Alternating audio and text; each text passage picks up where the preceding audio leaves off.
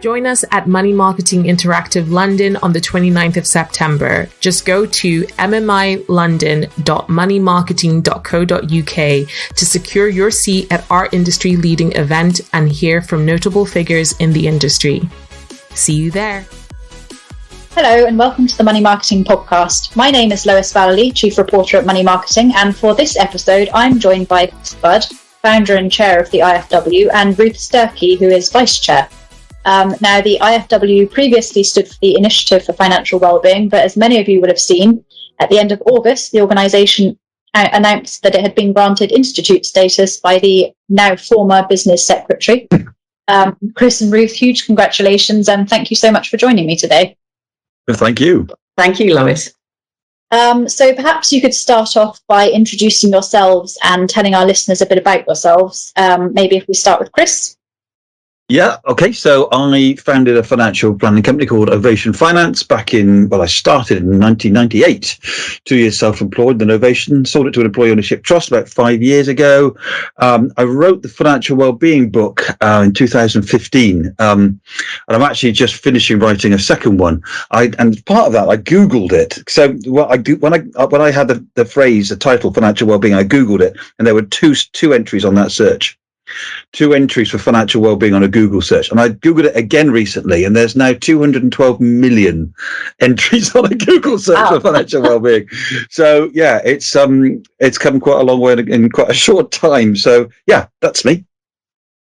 Great, Ruth. And Lois, I co-founded the Red House, which was a financial planning business in 2007 with my 2 colleagues. And we ran that for 10 years and we're very proud of what we achieved. We merged it into Paradigm Norton, 4.5 or so years ago, I think it was. And I now remain at Paradigm Norton as a non-executive director. And I came across the IFW a few years ago, but I didn't take very much notice. And over the last year or so, Chris and the team at the IFW have become more and more conscious to me.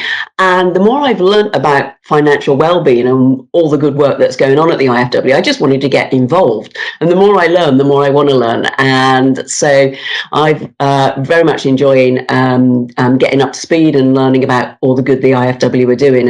And I'm very excited for what happens next. Perfect, thank you. And I think it's a really important topic. So before we get on to talking about a bit of the history of the IFW, I'd just like to ask you both a question. So what are we actually talking about when we say financial well-being? And also, why do you think it's so important? Do you think it's sort of become more important in recent years? And if so, why do you think that is? I don't know who wants to start there. If I start with the what is, and then Ruth could talk about direction of travel and her framing of it, which I really like. So financial well-being for me, and look, this is going to sound awfully arrogant, but it's kind of true that I did actually invent this. So I think I've got a good grounding for being able to make statements like what it means. It's a whole area of study, very general and very broad, about the relationship between money and happiness. So I know some people have said, well, financial well-being is just what happens when I do good financial planning. That's not what financial well-being means. It's an area of study, and it's a very broad area of study as well. It brings in psychology, things like Buddhism. There's lots of people have been looking at this for many thousands of years now about what makes us happy. But what's never really happened in any great depth is it's never really been applied to the financial planning process, to the world of finance. So it's about, and what the IFW stands for, is about helping people to be happier by having a better relationship with their money. And we could talk about, how and what that means in some depth. But I think it's a really important starting point to understand that it is a broad and very wide area, and really interesting and fun area too. Yeah, definitely. And when I think about the direction of travel, And particularly, Chris and I are both financial planners at heart, and we both ran successful financial planning businesses. And how I've kind of made sense of it myself as I've got, scratched the surface and got deeper into this, is if financial planning itself is actually quite a young profession, and I use that word reservedly because there's still a debate about whether it is or it isn't. But if we think about our evolution over the last 20 to 30 years, there was a time when people were just selling products. Let's be generous and say most of those products were sold well, but they were sold to a need that the client presented with. I think if we go back about 10, 15 years or so, we then started to see the introduction of things such as cash flow planning, platforms, evidence-based investing. And I, in my head, have seen that as the second iteration. All of a sudden, we've now got, with the introduction of behavioral science and reflecting on the importance of coaching skills, I think what we've got is financial planning 3.0. So we had advice, which is 1.0. We had financial planning as we understand it today at 2.0. I think where we're moving and where we ought to be moving as a profession is to really actually accentuate the impact that we can have on our clients, of their lives, their families' lives, and society as a whole, and really start to change the narrative around money and indeed what we all do working within financial services. Yeah, great. And I think that's what the IFW has sort of been launched to, or has been established to do. So could you maybe talk to me a bit about how that came about in the first place? When was it launched and why was it launched? It was a careless tweet one Thursday afternoon. I did a tweet saying I was a bit bored, frankly, at the time, and I just said, if I did a financial wellbeing conference, would anybody come? And about 35 people said yes. Well, I may as well then, and we had, in the end, I don't know, 80 or so people come out of Bristol for a brilliant day, actually. And then at the end of that, I said, look, what next? I'm writing stuff about this, but why don't we all do something together? So I put out a press release and said if I set up an Institute for Financial Wellbeing, who would join, and 450 people responded. So again, wow. It's like, oh my God, I've got to do this thing now. So I phoned up a mate of mine, a solicitor, and said, could you set up a company called the Institute of Financial Wellbeing, please? And he said, no. You're not allowed to. You're not allowed to use the word institute without the express permission of the Secretary of State. So, having massively now embarrassed myself publicly, I thought, how do I get out of this one? So, I thought, well, if I call it the IFW and then call it the initiative, then one day when we get institute status, I can just change it and nobody will notice. Which, of course, I completely. I was going to ask if that was the case. Did you sort of call it the IFW in mind? Yeah, and I keep telling the story, so therefore I keep drawing attention to the fact that I made that silly boo-boo. A really, really important thing I want to get across here, Lois, is that the IFW is set up to bring people together. We're becoming more and more fractured as a profession. Lots of people are doing their own training courses. We've got different bodies. And I know the irony is I've done another body to, to possibly fracture it even more. But the whole point of the IFW is to be a meeting place for like-minded people who want to talk about these new areas of behavior, finance, and stuff that Ruth talked about, coaching, financial coaching, which are two different things, which maybe we can come back to. And we want everybody to bring their stuff together. So what we don't want to happen with financial wellbeing as it develops is we don't want people taking the ideas and then creating their own course for it as almost a competition. If you do want to create your own course, great, bring it to us. We'll publicize it. That's the whole point. It's about bringing people together. So don't people go off and use their own terms for it, like financial wellness. Just use financial wellbeing. It's becoming well known. Don't create your own definitions of it. You don't need to. The research has already given us the definitions. So that really is what we stand for, is a place to bring people together. If somebody's got a great idea or they got a different angle, it's not competition. Bring it in, let's share it, and let's all talk about it. That's the whole point.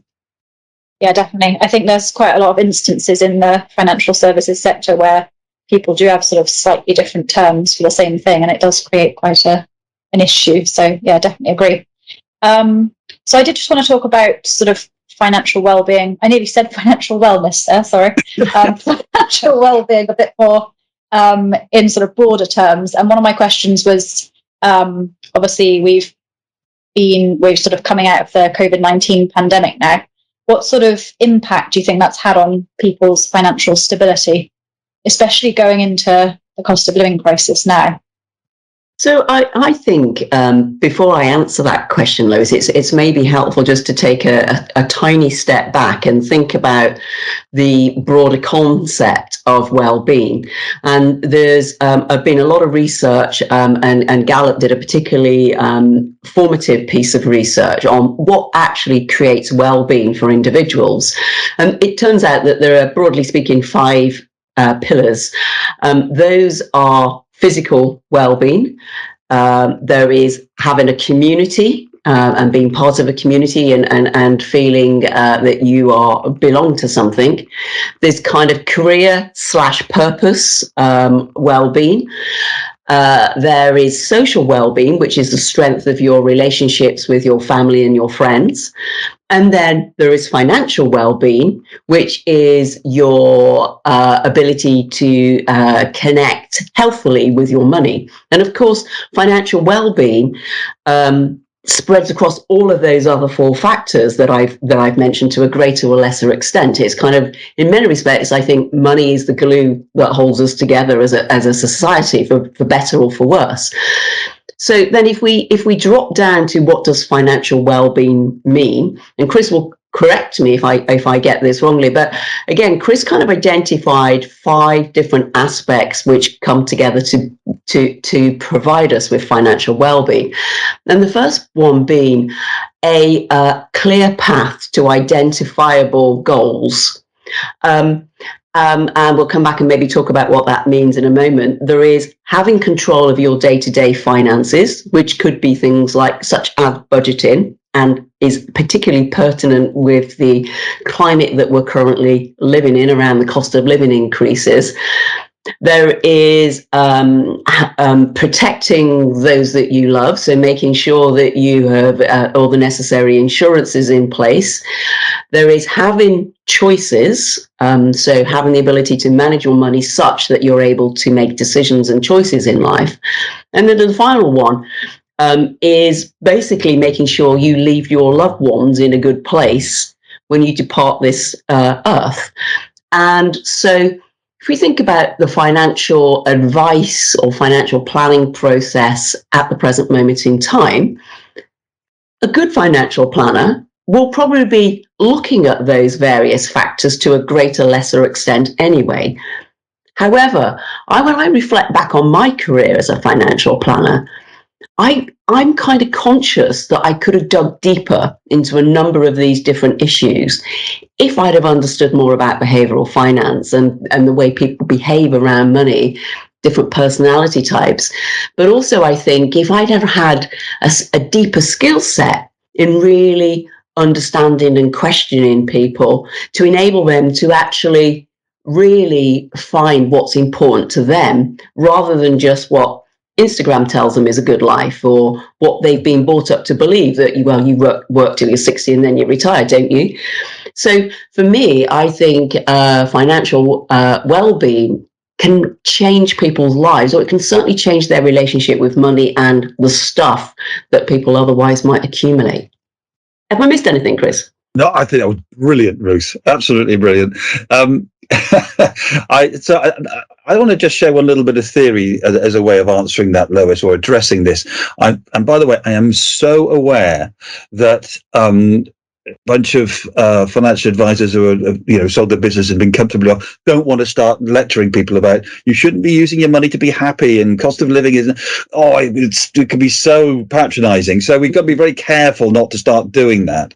But there is one particular angle I want to just spend a few minutes just describing for you, because I think it does help, which is a psychological theory called set point theory. Okay. Now, this theory says that, and it's very well researched theory, it says that we get our happiness from 3 areas. Okay.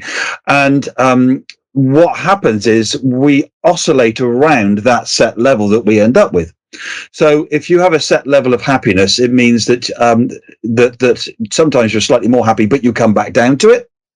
Sometimes something rubbish happens, and then you come back up to it, but you always come back to that set level. Now, two things. Firstly, I think this is fascinating that research suggests 50% of that set level is inherited. So when you get to adulthood, you already have that in your DNA, how happy you're going to be. That's amazing. Secondly, another 10% of it comes from your circumstances. So that means your job, your wealth, etc. That leaves 40%, which comes from your attitude. Now, this is all from a book by, and forgive me if I pronounce her name wrong, Sonia Lyubomirsky. I forgot what it's called. I'll find that in a minute and tell you what it's called. I was just reading it and I don't know where. Oh, there it is. I'll put it here. It is called The How of Happiness. And she's a researcher into all these things. And so when we look at financial planning and we talk to clients about their money, we're looking at the 10%. We're trying to help them achieve better circumstances. Let's suppose you help somebody improve their circumstances by 20%. That's only 10% of overall well-being. So you're only actually affecting 2% of overall well-being. Whereas if we talk to people about their attitudes and their mental approach to money, their relationship to money, that's 40%. So we've got a lot more that we can affect. So that's the first thing that I would say. I mean, that's almost a reason to back up Ruth's version 3 framing of financial well-being and why all advisors should be getting into this stuff. But it also says that when money is difficult, focus on the attitude to money rather than, this is not just the spending, although that is important too, and the budgeting. The second thing that comes out of set point theory is that we're oscillating around. So can we affect it? So what happens is, and I'll illustrate this with a quick story. I love my cricket. I went to see Gloucestershire in the summer, and when I got there, it started to rain. So a bit hacked off, sat around for a while. It continued to rain. Eventually I gave up and I came home. And on the way home, I also loved my music. So I stopped in a record shop and I bought a couple of records. And as I was driving back, I suddenly realized I'd just done the very thing that I talk to people about. I'd bought something to give me a short-term hit of well-being to get me back up to my set point. There's even a name for this, retail therapy. This is, and I refer to this, the phrase I use is financial well-being junkies. We're all financial well-being junkies, buying short-term hits of well-being to keep us up to that set point. So if times are difficult, maybe we just look at where we're spending, and are we spending on long-term well-being, experiences, etc., or are we falling for that trick of buying short-term hits? Yeah, definitely. I used to certainly be in the camp of retail therapy, buying short-term hits, but I think I'm sort of moving towards experiences now. It's an interesting one, isn't it? Because there's the saying, money doesn't make you happy. But then from what you've just said, mindset towards money can certainly make you happy. So, sorry, Ruth, did you want to say something? No, I was just listening to Chris, and Chris probably bought 2 kind of like wildly unusual pieces of vinyl, I'm guessing, knowing Chris. But I kind of like, I was just going to say, sometimes maybe it is okay just to get those short hits, as long as, they're in, defined ways, and they just do give you a little bit of a fillip in a bad day. But I think it's like keeping your eye on the bigger prize, isn't it, really? And, and the point you also make, Chris, about, 2 bloody financial planners who've sold their business like in something in their 50s, banging on about, it's not about wealth, it's about happiness. You're absolutely right to say we're not here to tell people what to do, but I think there's sometimes some life experience that makes you just go, yeah, do you know what was that about? And what does really make you happy? And it absolutely is, experiences and being with friends and families and doing stuff that's important, I think. And it's, I think sometimes it's just kind of helping people remember that. And what you say about it's okay to spend sometimes, what we've got to be careful of is looking for bad outcomes. And if somebody, let's be blunt, I could afford to spend 40 quid on a couple of albums. It was Cherry Ghost, by the way, to answer your question about who it was. Blank stare. I remember it well. Yeah, that went over my head too, sorry. But I could afford that. It wasn't causing me hardship. and it wasn't stopping me from getting to my ultimate, goals, and we can talk about that as well. So it's aware these things are causing poor outcomes is where we've got to be very careful. But of course, those poor outcomes can be cumulative. So if I keep doing that, it feels okay, to use the classic boomer criticism of millennials about buying avocado toast or whatever it is. There's nothing wrong in that if that's what you like. But if you're doing it every day, it might stop you getting to your long-term financial objectives. So that's the kind of framing of it, I think. Yeah, definitely. It's like I used to buy a coffee every morning, and each time it was only £3, and I was like, oh, that's only £3. But I did it every day, and one day I added up how much it cost me over a month, and it was a ridiculous amount, and so I stopped. Yeah. I'm never ever going to add up how much my records cost. My mother-in-law once said to me, we've been into town shopping, and I came back and I had about 1,500 albums and about 3,000 CDs, and I came back with a record. I'm quite old; it's accumulated over a long time. I came back with a record, and she looked at my record collection. She looked at me. She said, "When you buy a record, what do you do with all the old ones?" Brilliant. Yes. You make a good point though, Lois, with your coffee example. And again, back to thinking about the cost of living crisis at the present moment in time. I think all of us can learn by noticing some of those things. So, an example for me recently, I suddenly saw coming out of my bank account, I think it was like 79 quid to Amazon. I'm like, well, I haven't bought anything. What's that about? And it's that subscription to Amazon Prime that I took out a couple of years ago, and I kind of suddenly thought, do I really need that? And I think there's a really good exercise for all of us, no matter where we are on our journey, to just like really stop and reflect on some of these things that we've just taken on because it felt like a good idea at the time, but we don't use it.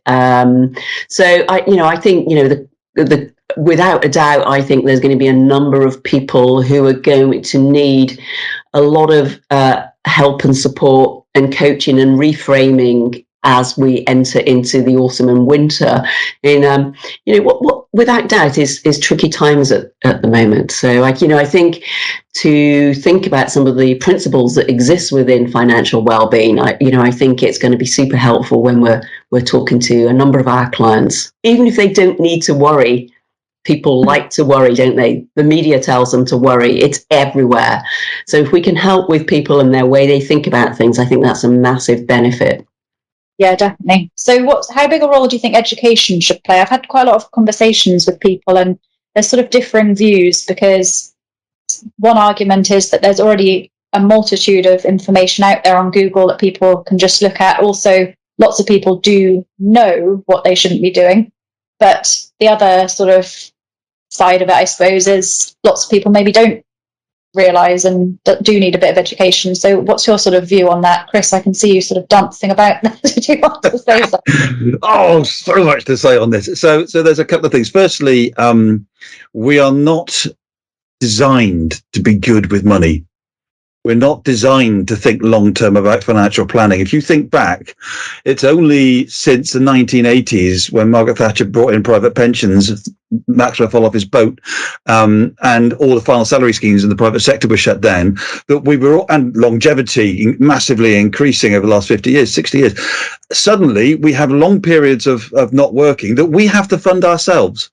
That's only come about in the last 40 years, in the entire history of mankind. We're not built to make good financial planning decisions. So by being given that personal responsibility, we should be also given some knowledge and education on how to do it, but we don't. So I think the lack of financial education in the UK is nothing short of scandalous, and it's absolutely outrageous, a massive problem. However, the financial education that does tend to exist either focuses only on how to budget and how to manage your debt, which is important. It's one of the 5 pillars of financial well-being, or it just focuses on products. What is a pension? How does an ISA work? And there is nothing that I've seen around financial well-being, about your relationship to money, the sort of stuff that we've just been talking about. So that's why we are needed. That's why the IFW exists. because this stuff is not being talked about and it's not being educated. If you look at a lot of the financial, this is big stuff in the workplace, right? There's loads, financial well-being is all over the place in the workplace. MAPS do loads of stuff. Financial well-being is central to the Money and Pension Service. 4 out of 5 of the MAPS pillars are all about something to do with debt and budgeting. The 5th one is long-term. That's in our space, but they don't do anything with that at the moment. That's an aspirational area for them. Now, I understand why. They're dealing with the general public, and those priorities are absolutely fine. But we should also be getting into some education. If somebody's getting into debt, why not talk about the financial well-being junkie idea and review their spending, as Ruth's been talking about, because then they might not get into debt in the first place. So, yeah, I absolutely agree. Financial education is scandalously short. But if we're going to solve that problem, it needs to be on a financial well-being slant, not just on debt and budgeting and products. And how much of that do you think should take place in schools? Because that's another thing that I've seen a lot about. It's sort of, we don't really have financial education. I certainly didn't at school. Yeah, it's a common refrain, isn't it, Lois? And I think I've got 2 thoughts on that. My first reaction is, yes, it should happen much more in school and in a way that children can understand and relate to. However, if you think about all of us and the way we learn, we tend to learn best when something is pertinent and relevant to where we are in our lives. And so I think it's kind of planting the seeds, but, throughout childhood. My 10-year-old niece came to stay with me last week, and, like a good auntie financial planner that I am, in fact, this was on a IFW round table. There was a guy whose name, Will Rayner, I think is called, talking about Grandpa's Financial Fables or some such book. And I gave it to my niece, thinking that she might just toss it to one side. And she gobbled it up. And then when I was taking her home, she was telling me with great passion about how you could have if you have a strawberry farm, that you could do this, that, and the other with the seeds, and use it to get more money and employ people. I thought that was fascinating, that a 10-year-old within 2 hours reading a book in a way that was accessible to her enabled her to hopefully pick up a couple of principles. My sister, her mom, did tell me that later that evening she was actually telling her mom about how to manage her money. So there is something in it, but I think it's getting the level right and appropriate for the stage of learning that kids have. But without doubt, it also then needs to be available, as we get into adulthood, as we are, coping with student debt, as we're thinking about buying our first home, as we're thinking about pensions, as we think to the future, because none of us can imagine what we're going to be like when we're old. In fact, it's the last thing we want to think about. So we need to bring it into people's consciousness in a way that they will actually see themselves and take notice in. We know, research tells us that if you are a person that sees money as an objective in life, you will be less happy than you will otherwise be.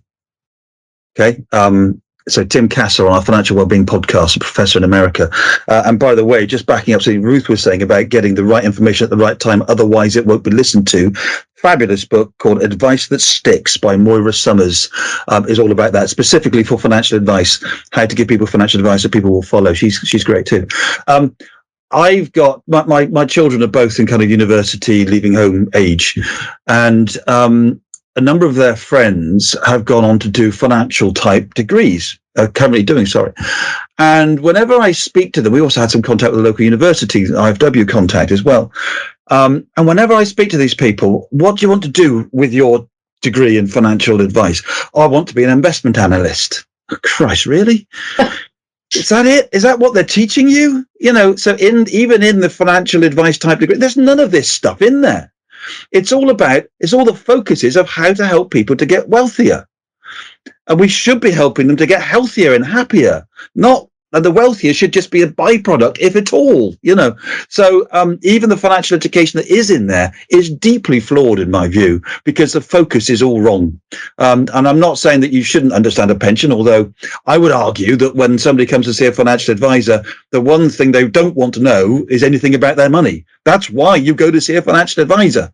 Using the cliched old example, if I go to the garage, I don't want to know what they're doing to my car. I just want to know what time to pick it up. And will it help me get to see Gloucestershire play cricket next week or whatever?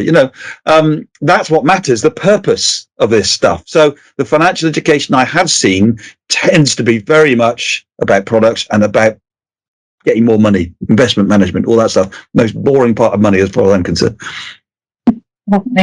Okay, so bringing it back to advisors then, and also you mentioned financial coaches earlier. What sort of role do you think both financial advisors and financial coaches have in making sure their clients are financially well? What can they sort of do? Well, I'll start off, if I may, because I just want to make one, that there's a lot of words as people try and market themselves to be a bit different, as we touched on earlier on. People are coming up with an awful lot of phrases to describe the same thing, basically. You think, what phrases do you think of when you think of a financial advisor, financial planner, lifestyle financial planning, real financial planning, wealth manager, shaping financial? So did I see something the other day?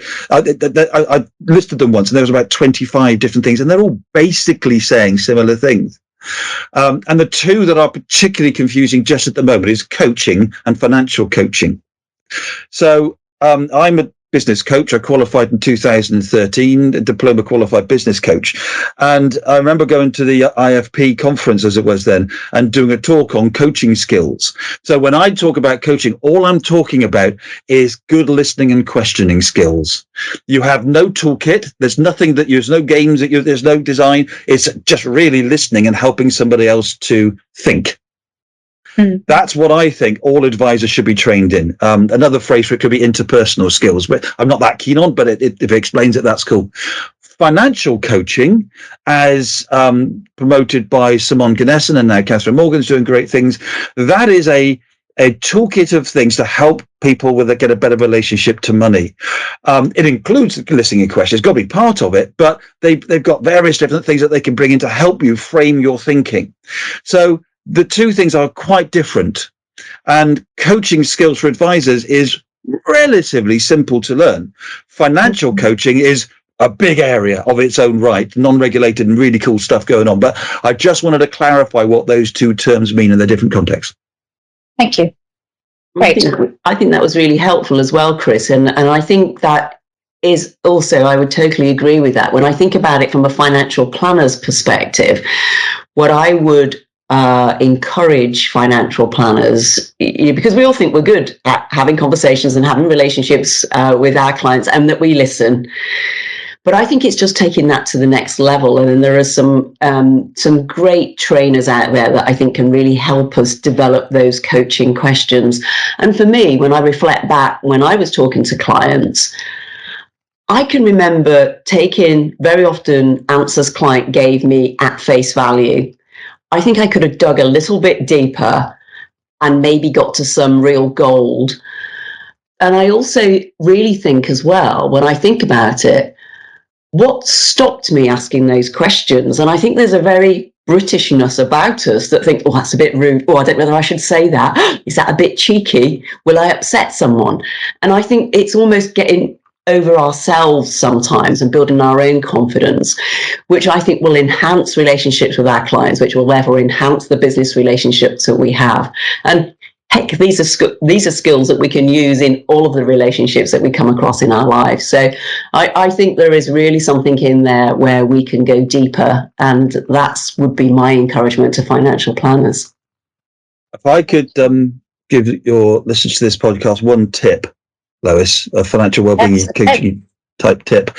There's one tool that advisors have that I think is the most underutilized tool, and I'm being particularly bad at demonstrating it myself today, which is silence. If you think that, and this is just pick up on Ruth's point about advisors tend to not go deep enough. This is the most common thing that we find when we at the RFW, we have an audit of firms. So somebody who wants to say use the logo on their website can go through a financial wellbeing audit where we'll ask them various questions, ask for evidence, and we will give them guidance on how they can deliver financial wellbeing throughout their practice. And one of the most common things we see is people not going deep enough.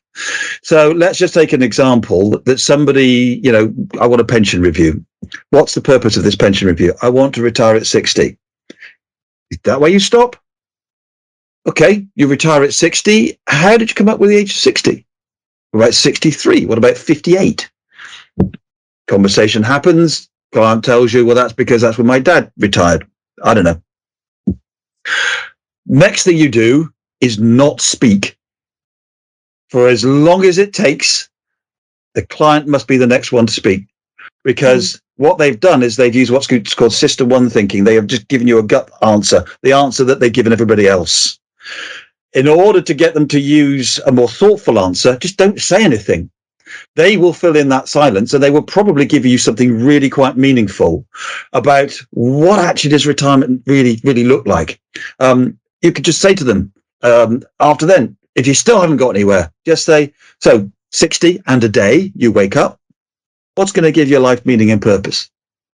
Again, shut up. Don't say another thing. Silence is so important, and so vastly underused in my role-playing experience.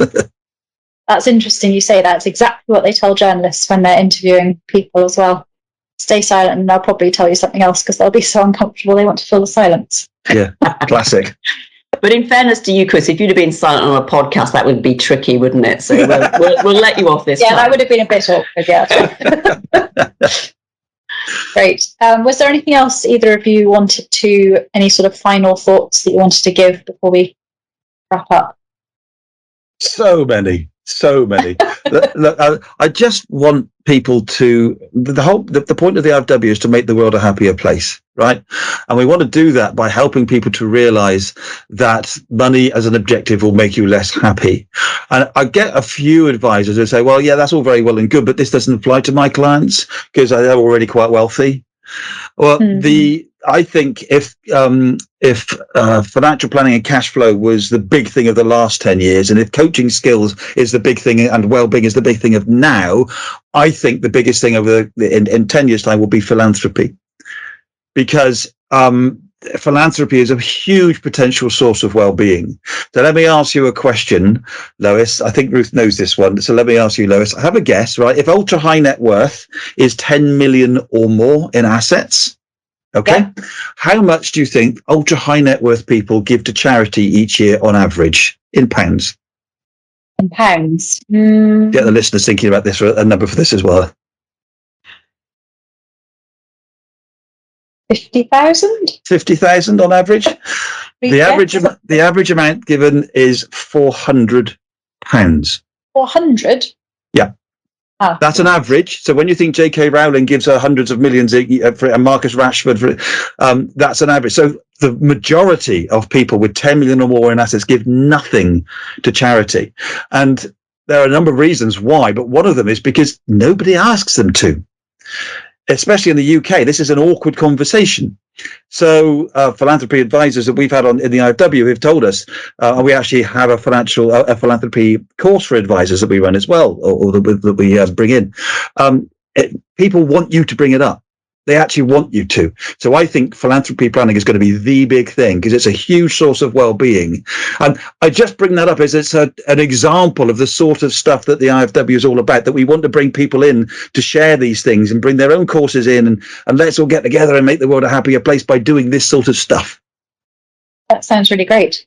Ruth, do you have any final thoughts you wanted to give? I think my final thoughts to anybody listening who hasn't experienced the Institute for Financial Wellbeing yet is come and take a look at it. Come and have a look. Join us. I think we're on a really exciting journey here. And don't get me wrong, I know financial planners, financial advisors, they have a lot on their plate. They've got a lot of technical stuff to be keeping up to speed with. They've got a lot of compliance and regulatory stuff. I would argue this is the stuff that really matters. But most importantly, I think a huge amount of people find this stuff really interesting once they start to really think about it. So come and join us, come and listen. We do some amazing events. There's at least 3 events each month: the roundtable, the forum, and the cafe, which is over a lunchtime. There's stacks of resources on our website. Come and have a look, come and listen, come and tell us what you think. We're here for you. We want to make this better for everybody. And we'd love to see you. So yeah, thank you very much for the opportunity, Lois. It's really good to be able to extend the message and, hopefully pique people's interest. Yeah, definitely. No, well, I personally find it all really fascinating. So yeah, thank you both so much for joining me. It's been really great to chat to you today. I've had a great time.